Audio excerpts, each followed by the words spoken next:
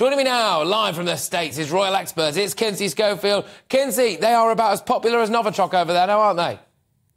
I do remember hearing your voice on that documentary, Patrick, and I got goosebumps. But, you know, they could learn a lot from the royal family. Less is more. I think this is the result of overexposure and, they're sharing way too much information. We did not need to know about the Elizabeth Arden cream, et cetera, et cetera, et cetera. So I think that this is just a result of oversharing.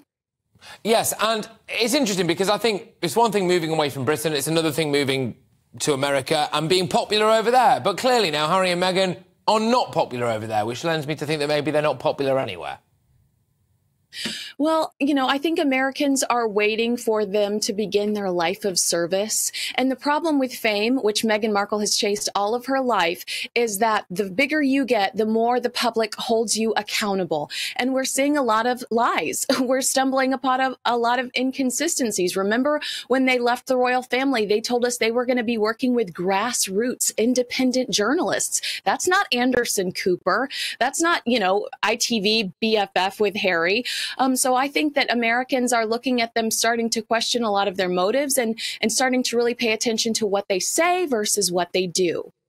I can't help but wonder, Kinsey, if Harry's popularity keeps falling to near record levels, what does this mean for the marriage?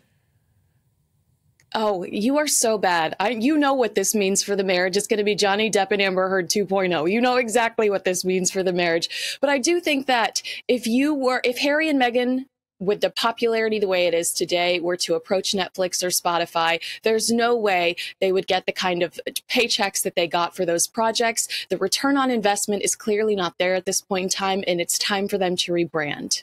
Well, this is it. How do they do it then? I mean, we don't want to give them too many tips, but is there anything that Harry and Meghan could do from this point to wrestle those popularity ratings back up with the American audience?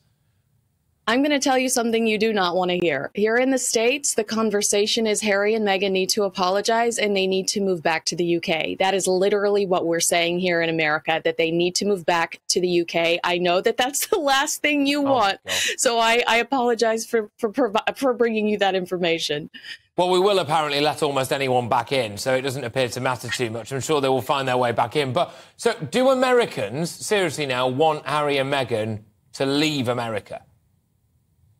I don't know if we want them to leave America. I just think that we realize that the only thing interesting about them are their relatives. They're not interesting people. They're not exciting people.